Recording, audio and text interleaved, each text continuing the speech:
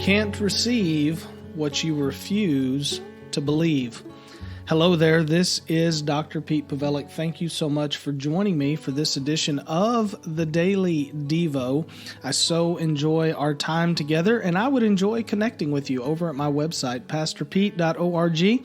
You can sign up for these daily emails if you haven't already, and you can find a bunch of other resources there on the website, pastorpete.org. Today, I'm reflecting in John chapter 10, and I want to read to you a couple of verses starting in verse 22, a conversation that's longer than we have time to deal with in its entirety today, but a significant statement here that Jesus makes, particularly in verse 25. But for some context, let's back up to 22. It says, "Then the festival of dedication took place in Jerusalem, and it was winter. Jesus was walking in the temple in Solomon's Colonnade, and the Jews surrounded him and asked, 'How long are you going to keep us in suspense? If you are the Messiah, tell us plainly.'" Now look at verse 25. Here's what Jesus says. "I did tell you, and you don't believe." I did tell you, but you don't believe. You see, you can't receive something that you don't believe. You just can't.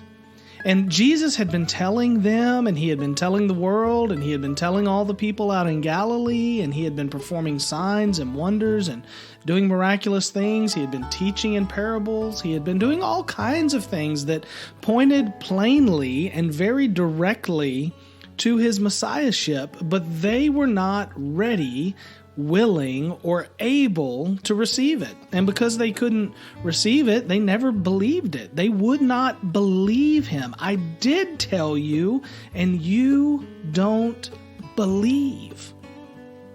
My friend, I want to give you a challenging question today. What is it that Jesus has told you that you don't believe?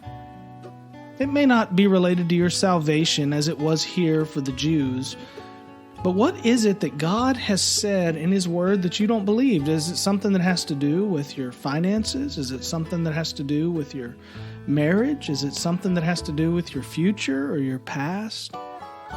What is it that Jesus or God has told you, and you've read it and you've seen it and you've heard it? Maybe your preacher has or pastor has preached about it, and you know it to be true, but you've yet to believe it.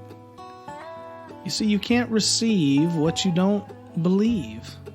If you don't believe it, you'll reject it and just continue to push it off to the side. And if you continue to push it off to the side, it's not going to have the effect it needs to have in your life. And so I want to challenge you today to do a deep dive into yourself and say, what is it that God has said that I don't believe still to this day? And I want you to confront that thing today. I want you to believe it because God said it, because you know the Word of God said it and it's true. Believe it today. Receive it today. Don't be like the Jews. Don't be like these people right here in John 10 who could not believe. If God said it, you and I must believe it. May God bless you today. I can't wait to see you tomorrow. Share this post. Come visit me at pastorpete.org.